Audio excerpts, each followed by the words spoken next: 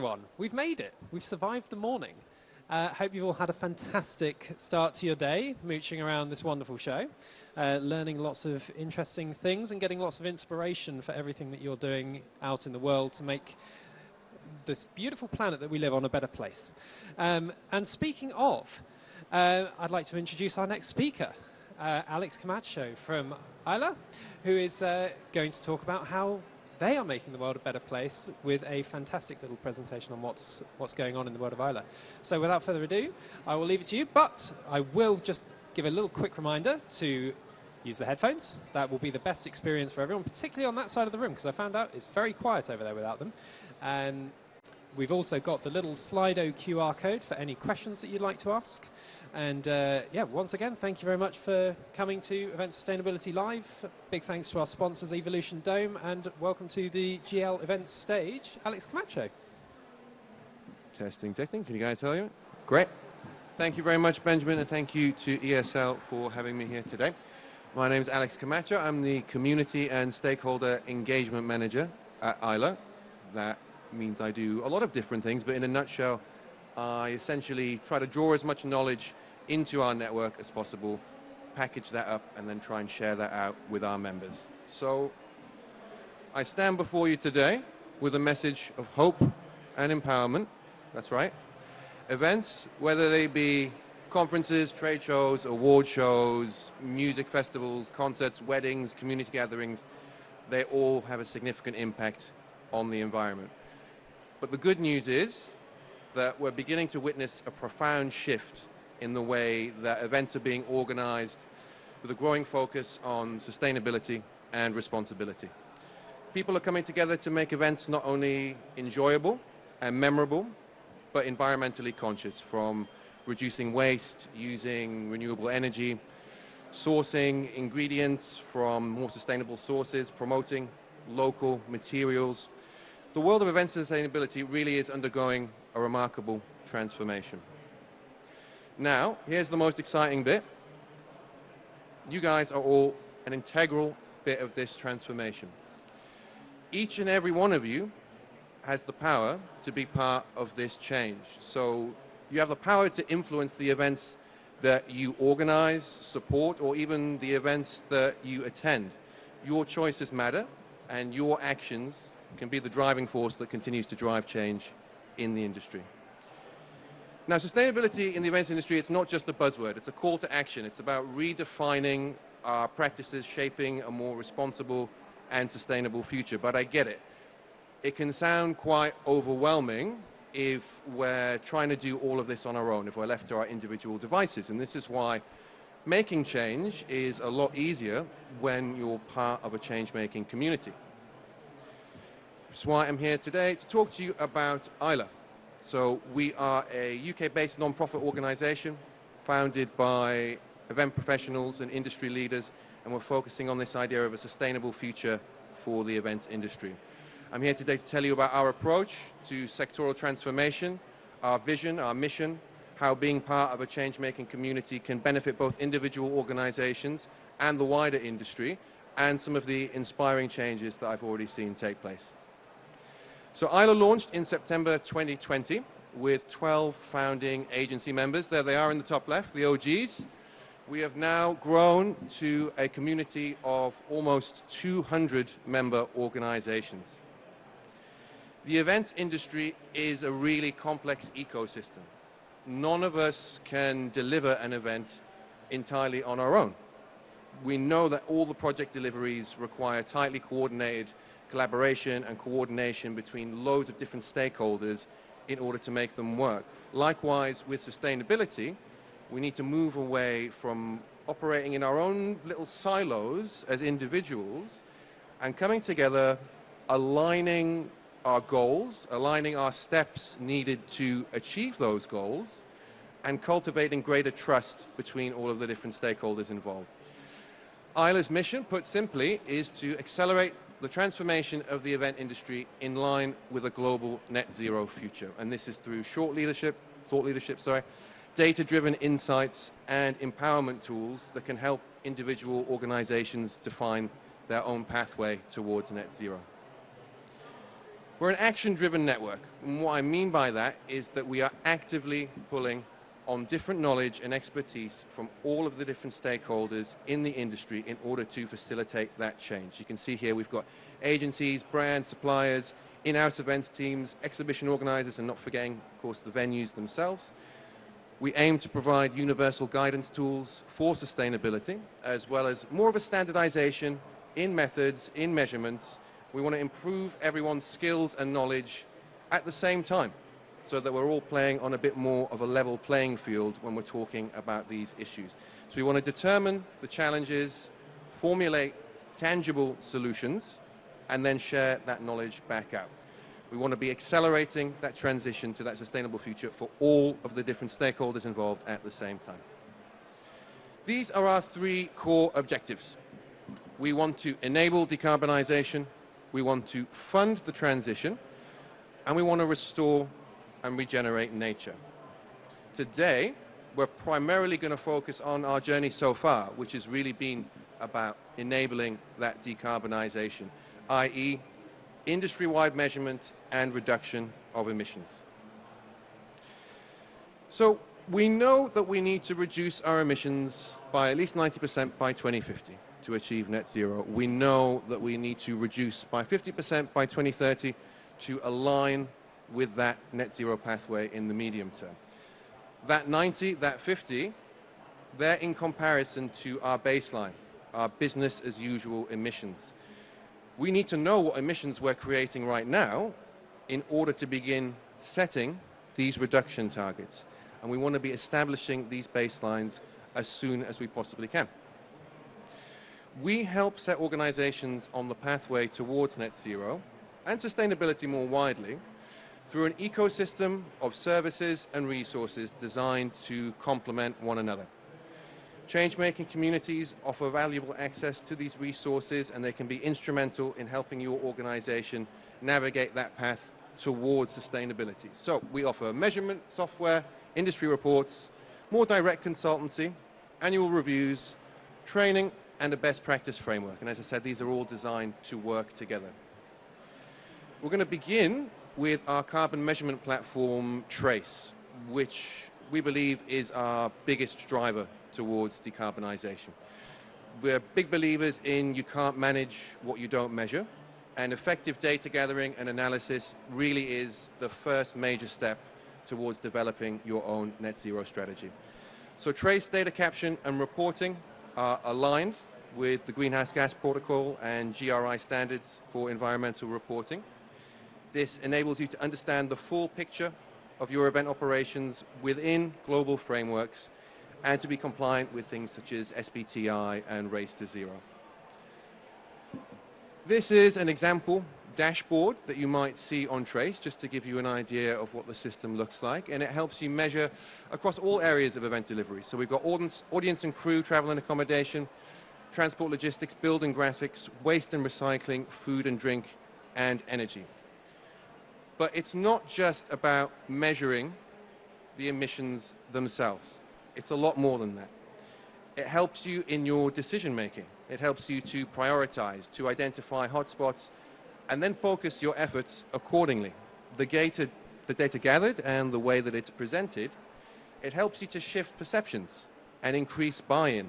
That's both within your own organization, but also with the external stakeholders, supporting a wider systems transformation.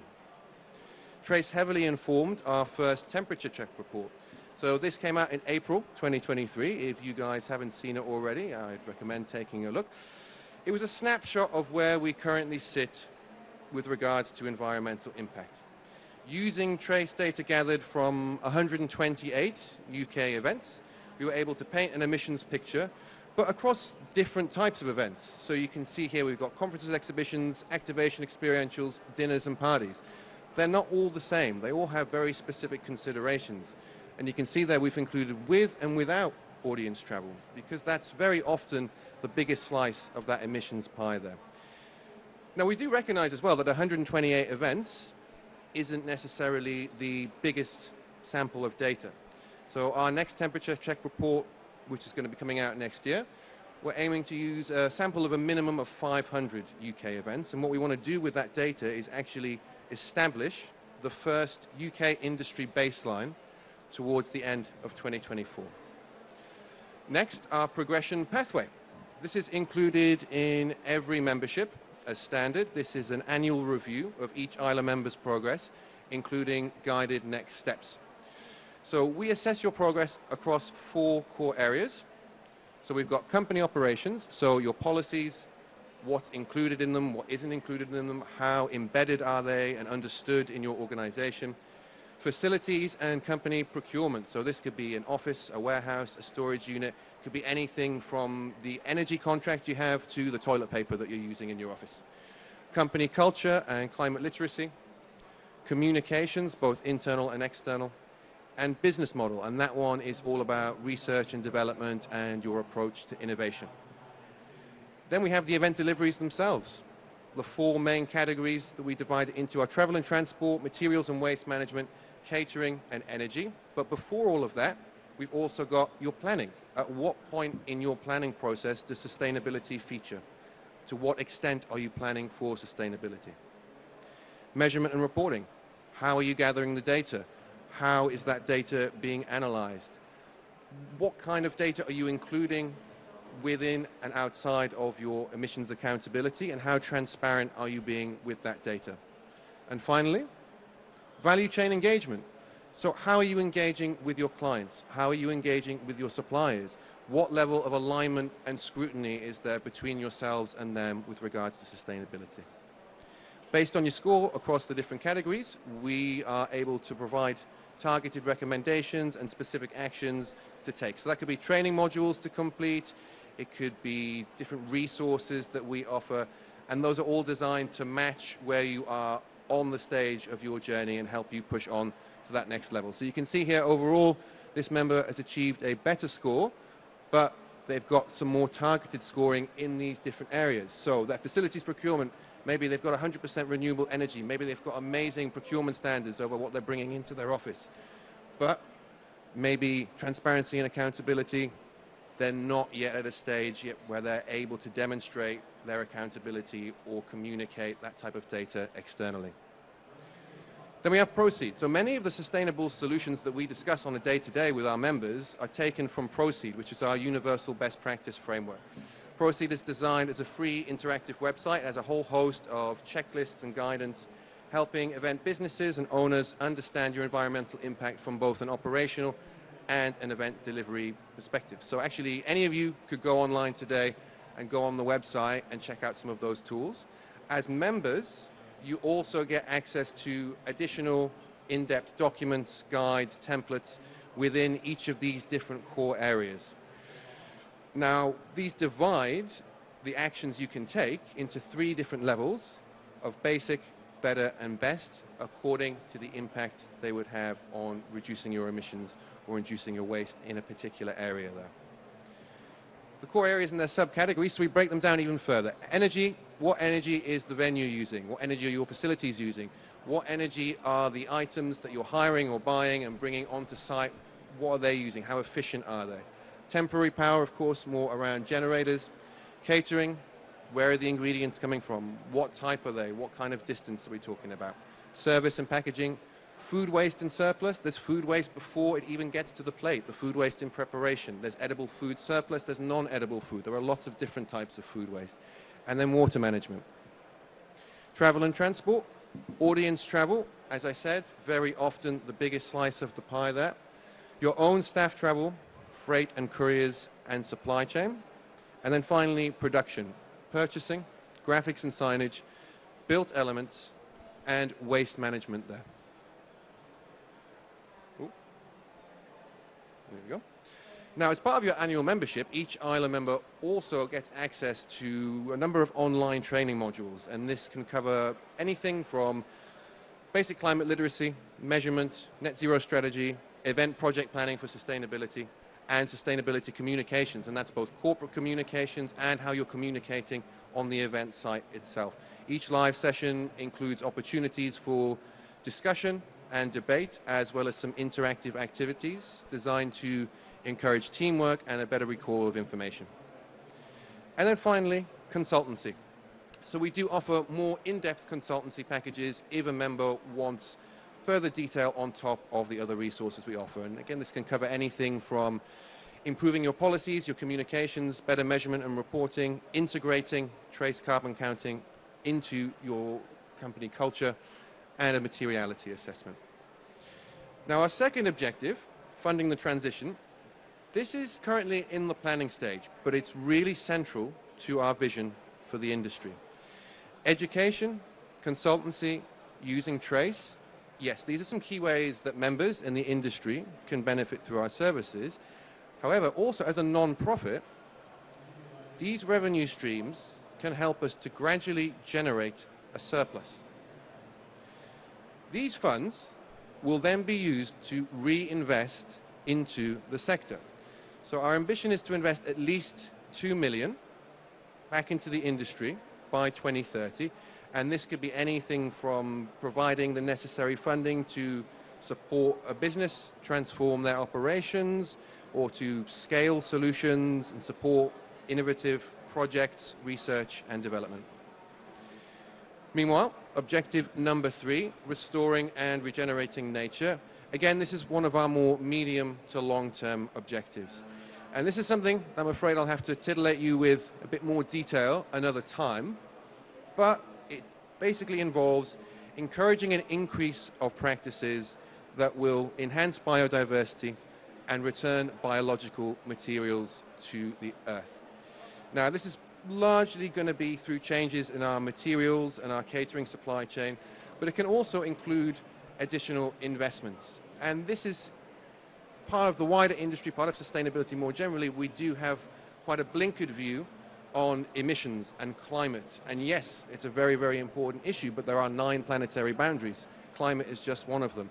Biodiversity is another very important one, and this is something that's going to become increasingly important to the sustainability agenda in the coming years.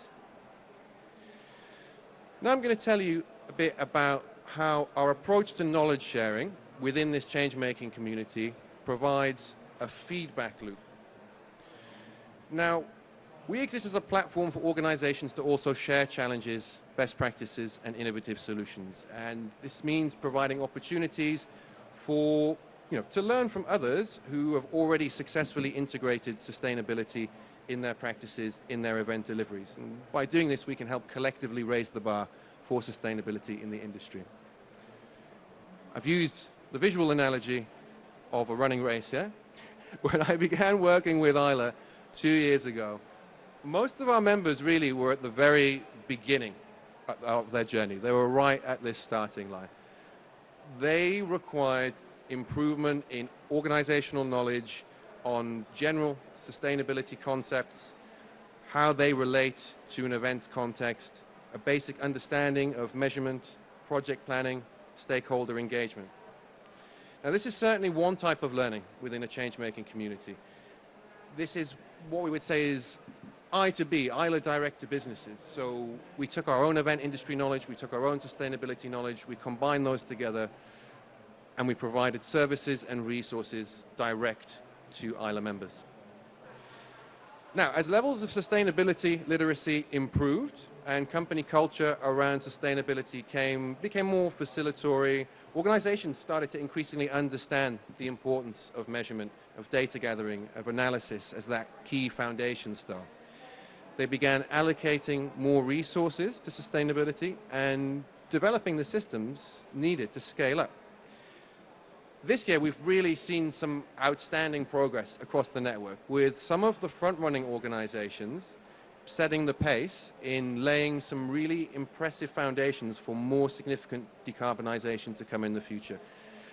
Now, that's great for those organizations who have the resources, who have the support, and to make that progress, support internally, support from their own clients, but we'd be failing in our mission of sectoral transformation if we left it at that. So yeah, we're on the sidelines coaching everyone towards their own decarbonization goals, but meanwhile, we're also documenting everything that's happening. The latest developments in policy, in planning and delivery, incorporating the best ideas within our own services and our own communications to the wider membership. Here, we're more acting as business to ISLA to business, acting as a funnel or a filter, translating the latest developments within our membership into formats that can be more digestible to other members. This means that if you're a new member who joins ISLA in January or February next year, you can benefit from 3 or 4 years of lessons learned and experience gained, meaning they have the latest information at their disposal already, and that can really help fast-track their own progress. We're also attempting to increasingly convene opportunities for organizations from different stakeholder groups, both within and outside of the ISLA membership, to work directly with each other. So ISLA can kind of sit in the middle, facilitating other businesses to collaborate, but really we want them to be working with each other. Going forwards, action groups are one of the best examples of this approach. So we really want it to be multi-stakeholder, and by this it means not exclusive to just members of our network, but we can also start thinking who outside of the ISLA network could be really useful to work on these projects. Not just one type of stakeholder, having venues, suppliers, agencies all sitting around the table together. And we really want them to lead these conversations. Now, these action groups are going to have a very solutions-oriented approach. And by that I mean we're not sitting around a table telling each other over and over again the challenges that we know already exist. There is a commitment, a tacit agreement, being part of one of these action groups to actually trialing some of these tangible outcomes, using the events themselves as a living laboratory, experimenting, and then reporting back what worked, what didn't work, telling that to the membership, speaking outside of the membership, explaining these things.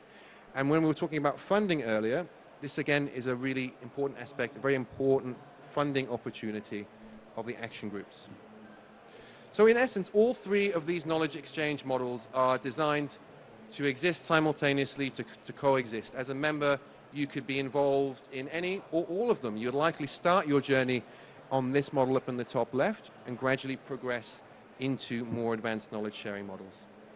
Now, the more organizations that support sustainable practices, the more significant this progress is going to be. By advocating for sustainability at an event industry level, we can affect that change more swiftly. This is particularly important with regards to trying to develop industry-aligned standards or self-regulation in the absence of more immediate formal regulation. And as I mentioned at the beginning, it is really easy to feel overwhelmed if you're on your own. Being part of an established change-making community that is passionate about sustainability can really help provide motivation and inspiration to continue your sustainability journey. Now, I'm going to leave you with some final thoughts, and I'm going to relate this to my own journey in sustainability. I worked in the music industry for 10 years, specifically in the dance music industry. It was quite a meandering, hedonistic space. I was in London for 5 years, I was in Berlin for 5 years, before I made quite a sudden decision to move to Maastricht in the south of the Netherlands and study sustainability.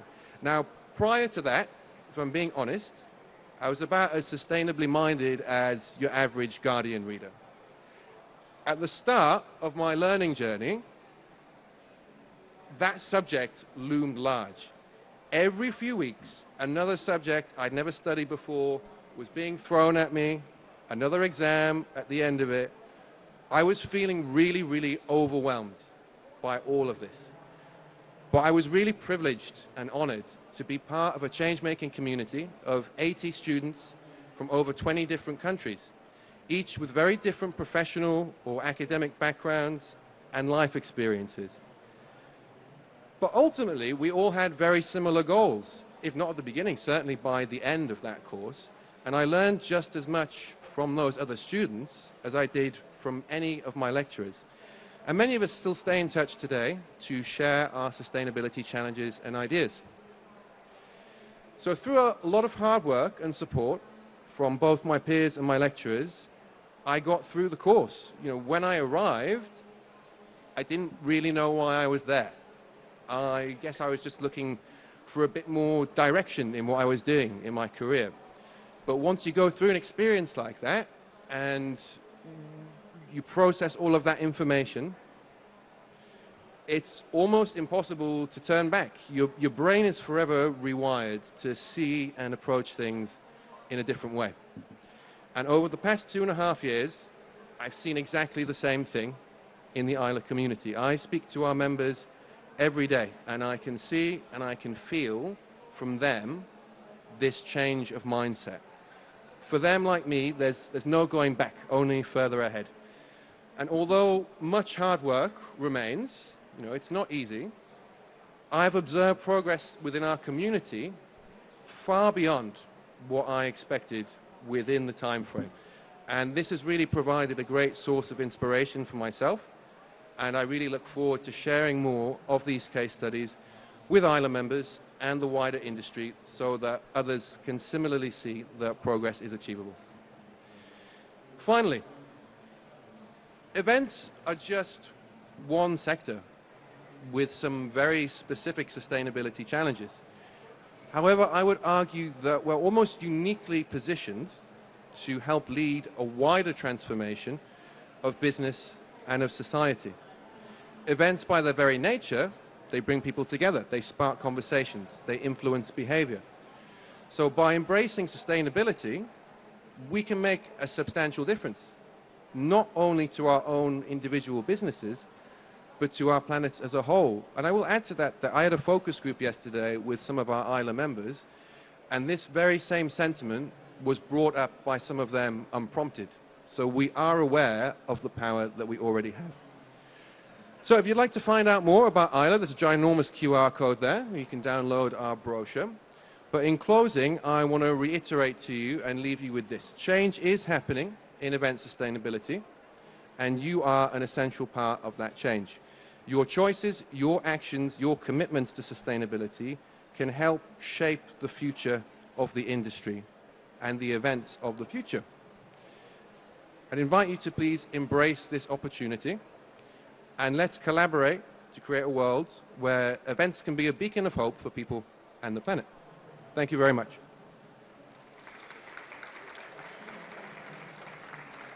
Awesome stuff. Thank you so much, Alex. We've got a few questions here that I'd love to share with you. Thank you very much for everyone that's been getting involved over on the Slido app. Where to start? There's some really interesting stuff. Lots of people want your opinion on things. I'll do my best. best. I think as we're talking about bringing people together, lots of chat here about venues, lots of questions on how you think they are doing. What do you think about some of the claims from major venues to be carbon neutral? And also, there's an interesting one here. I run a lot of events. Do you think venues are a blocker to progress? Their data is incomplete at worst and generic at best. Sure. I mean, there's a lot of things to say about that. The first thing is on the term carbon neutral. I'm not a great fan of the term carbon neutral because it can mean an infinite number of different things. It essentially means you've reduced your emissions by a certain amount and you've offset the remainder. You could reduce your emissions by 1% and offset 99%. You could reduce your emissions by 30% and offset 70%. Those are two very, very different things. But you could have two products on the shelf that both say that they're carbon neutral. As the consumer, you don't know what the data is, and it shouldn't be incumbent on you to try and figure out where that data is coming from. So I think the idea of carbon neutrality, it can be a good kind of stepping stone towards net zero. Net zero is a science-based target aligned with 1.5 degrees, the Paris Agreement, to avoid the worst-case climate scenarios as determined by the global consensus of climate scientists. So I would say to any organization who is discussing carbon neutral, just educate yourself about what that actually means and make sure if you are using the term carbon neutral, you are being very transparent about how many reductions you've made and how much you're being offset and what your scheme is actually being offset, and try and be transparent about all of those things. With regards to venues, the corporate event space and say the temporary outdoor space, festivals, there's a lot of overlap there in terms of supply chain, in terms of challenges, but I'd argue that you almost have more control over a festival. It's one event taking place over a few days. You've got all year to plan for it. You've got more control over what does and doesn't happen. In the corporate event space, of course, you are more limited by the infrastructure, the geography of the venue that you're working with. We work with several venues, including the Excel Center, who are doing some amazing things already, but one of the biggest difficulties is that data measurement piece. Two of the biggest areas of difficulty are energy consumption and waste measurement, which are largely based on estimations versus some other data sets. And without the venue's assistance, there's no way that we can develop procedures to more accurately get that data. So for me, I think the biggest issues with venues are how do they facilitate more accurate exchange of that data, and also, tying it back to the carbon neutral, using your communications to be, accurate and transparent and to promote positive behavior change. Yeah, absolutely. There's actually another question here that might tie in quite nicely. And what does ISLA believe will be the official accreditation for all venues to follow, if any, as there are currently a few different ones out there? I suppose all of these accreditations can help to sort of limit the false advertising or marketing messages that override things. So. Yeah, and this is something we're going to talk about on the panel. We don't necessarily promote a single accreditation or tell people that they should and shouldn't use specific accreditations, because there are so many different experiences. Even within our membership, some people use a particular standard or accreditation and it works for them and they love it and it's great and it makes sense with what they do and the resources they have. Other members have tried it, it doesn't necessarily work for them. There are things such as BREEAM around energy for buildings that you should always try and look for, but there's no one universal standard. Yet, yeah, and this is what we're going to be talking about later today. Right, well, we've got a little bit more time. I want to give a little bit of space for the freelance community, which is obviously a massively important group in the event sector. Obviously, massively important, but do ISLA have any plans to engage with them or offer a freelancer membership? That's a very good question. So I don't deal with a membership myself. We, of course, deal with a lot of agencies who work with a lot of freelancers. We deal with suppliers who work with a lot of freelancers. I'm not sure if we have any specific freelance members so far, but we certainly offer advice on how to engage with them and how to facilitate them, giving you the data. As for whether we have a particular membership offering for them in the works, that's something that I couldn't answer today, unfortunately. But there's a lovely group of people just over there that I'm sure would be I happy to discuss right further. Over there. Do take a look. I think we've got time for just one more question here. So in your opinion, how is the event industry managing their waste? What do you think the average recycling rate is for events in the UK? Mm-hmm. Ooh, I have some pretty strong opinions on this one. In a word, the event industry is managing its waste badly. And the recycling figures that you're receiving from venues, the recycling figures you're receiving from maybe your council waste collector at your office, I have to break it to you, they don't mean very much at all. Most of it is based on estimates. You don't really know what happens to your waste. Could any of you confidently tell me in this room where the waste from this event is going to go after this event, how it's going to be processed? And that's not this venue in particular, that's all venues, not just in the UK, all around the world. Only around 9% of waste in the UK is actually processed correctly. So this is an issue for the industry, but this is also more of a systemic issue. Part of it is having a checklist of questions, asking your suppliers, asking your venues, asking anyone who's involved, what is your process for managing the waste? Which waste facility is it going to go to? A great example of this is biodegradable serveware. I'm not saying don't use biodegradable serveware, but if you're going to use it, you need to A, have a separate, clearly signposted waste stream for it. It looks and feels like plastic, it's not. If it goes in the plastic waste stream, it's probably going to contaminate that, cause more issues along the line. And also, even if you've got that waste stream in place, it may very well go to a facility 5 miles down the road where it's going to be incinerated anyway, because only around 1 in 10 facilities in the UK can actually process that waste collected. So you need to collect it separately, and you need to know, or maybe try and divert it. Maybe 2 miles further down the road, there's a different facility that does have the correct machinery in place. But you need to ask the questions and take more ownership for what does and doesn't happen. Awesome. We could talk all day, I'm sure. And I'm sure we'd have a crowd all day as well, because lots of interesting things to look at, but I'm afraid we're out of time for now. Obviously, everyone can come and catch you at, is it 1 o'clock over on the main stage as well? Yeah, I'll be over on the panel where we'll be talking more about industry standards, the current lack thereof, and what we can do about that. And the ISLA stand is just over there if you want to find out a bit more about anything that I was talking about today. Brilliant. Well, thank you very much, Alex. And it's been a pleasure having you on the stage. And thank you very much. Thanks for having me. We'll see you over there soon.